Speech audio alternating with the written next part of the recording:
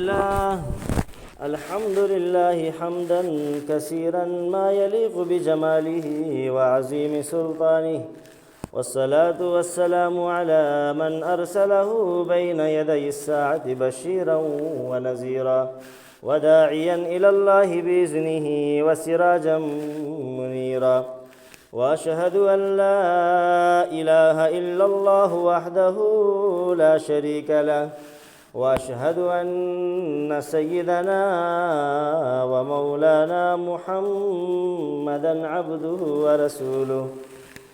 أما بعد فأعوذ بالله من الشيطان الرجيم.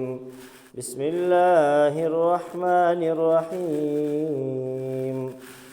فإذا أردنا أن نهلك قرية أمرنا مترفيها ففسقوا فيها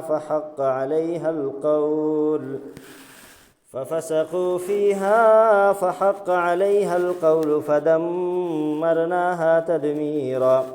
وكم أهلكنا من القرون من بعد نوح وكفى بربك بذنوب عباده خبيرا بصيرا. اللہ رب العالمین کا بے انتہا فضل، کرم اور احسان عظیم ہے کہ جس رب ذوالجلال نے مجھے اور آپ کو ایمان جیسی اور اسلام جیسی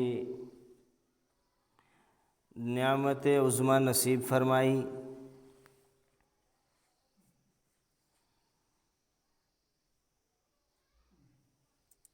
انسان کا دنیا کے اندر آنے کا کوئی نہ کوئی مقصد ضرور ہے، اس لیے کہ اللہ رب العالمین نے قرآن کریم کے اندر ارشاد فرمایا کہ میں نے اس انسان کو بلا وجہ، بغیر کسی مقصد کے اور بغیر کسی منشا کے پیدا نہیں فرمایا.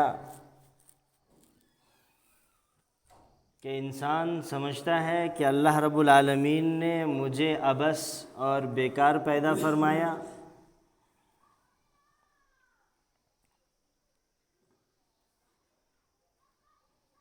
اللہ رب العالمین کہ جس نے اس دنیا کو بنایا، زمین اور آسمان کو بنایا، اس کے اندر بے شمار مخلوقات کو پیدا فرمایا.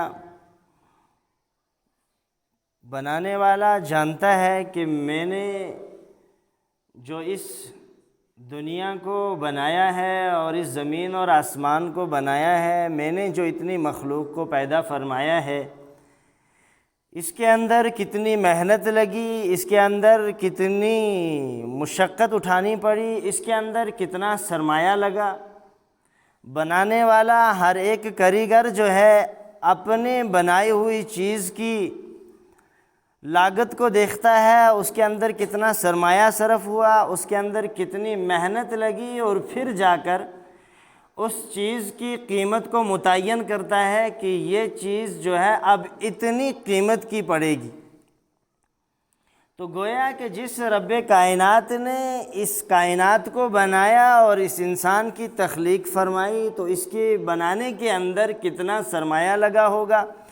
اس زمین کو اور اس آسمان کو بنانے میں کتنی چیزیں درکار ہوئی ہوں گی. اس زمین اور آسمان کے اندر جتنی بھی نعمتیں ہیں جو اللہ رب العالمین نے اس انسان کو عطا فرمائی، اس نعمت کے بنانے کے اندر کتنا سرمایہ لگا ہوگا، کتنی اس کے اندر محنت لگی ہوگی، یہ کاریگر ہی جانتا ہے. دنیا کا ہر ایک انسان جانتا ہے کہ جب وہ دنیاوی اعتبار سے کسی چیز کو پیدا کرتا ہے، کسی چیز کو بناتا ہے، کسی عمارت کی تعمیر کرتا ہے، یا اس کے اندر جو کھڑکیاں اور اس کے ساتھ ساتھ دروازے لگتے ہیں، روشن دان لگتے ہیں، ان کے بنانے کے اندر کتنے دن لگے، کتنا وقت لگا، کتنی محنت لگی، اور کتنا سرمایہ اس کے اندر صرف ہوا، یہ سارا کا سارا جو ہے جب وہ اس کا تخمینہ لگاتا ہے تو اسے پتہ چلتا ہے کہ اس چیز کی کتنی قیمت ہے۔ جب اللہ رب العالمین نے اس زمین اور آسمان کو بنایا، اس کے اندر بے شمار نعمتیں پیدا فرمائیں، پھلوں کے اعتبار سے ہوں، اجناس کے اعتبار سے ہوں، ہر طرح کی غذائیں ہیں اور ہر طرح کی نعمتیں آئیں جو اللہ رب العالمین نے پیدا فرمائی اس انسان کے لیے، تو اس دنیا کی کیا قیمت ہوگی اور اس کی کتنی وقت ہوگی۔ اللہ رب العالمین کے ہاں کبھی اس انسان نے غور کیا ہوگا کہ میرے دنیا کے اندر آنے کا مقصد کیا ہے؟ مجھے اللہ رب العالمین نے پیدا فرمایا تو دنیا کے اندر مبعوث کیا اور بھیجا، تو آخر وجہ کیا تھی؟ میرے آنے کا مقصد کیا ہے؟ انسان نے اپنے مقصد کو اصل میں بھلا دیا۔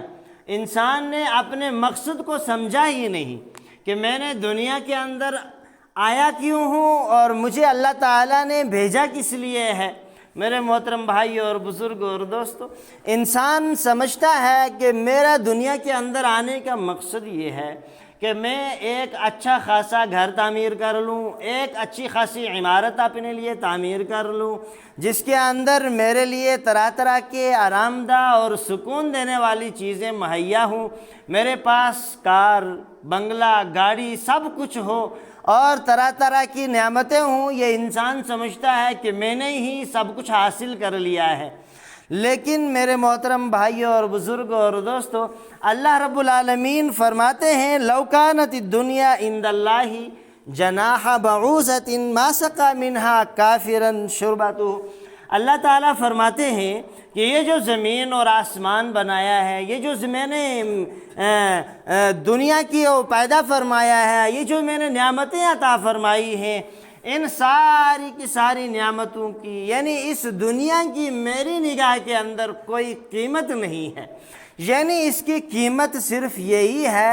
اللہ تعالیٰ فرماتے ہیں کہ اگر اس دنیا کے اندر جتنی نعمتیں ہیں جو انسان استعمال کرتا ہے یا کرنے والا ہے یا آئندہ استعمال کرے گا دنیا کے اندر رہ کر، اللہ تعالیٰ فرماتے ہیں کہ اگر اس کی قیمت مچھر کے ایک پر کے برابر بھی ہوتی، مچھر کے ایک پر کے برابر بھی ہوتی، تو میں کافر کو ایک گھونٹ پانی پینے کے لیے نہیں دیتا۔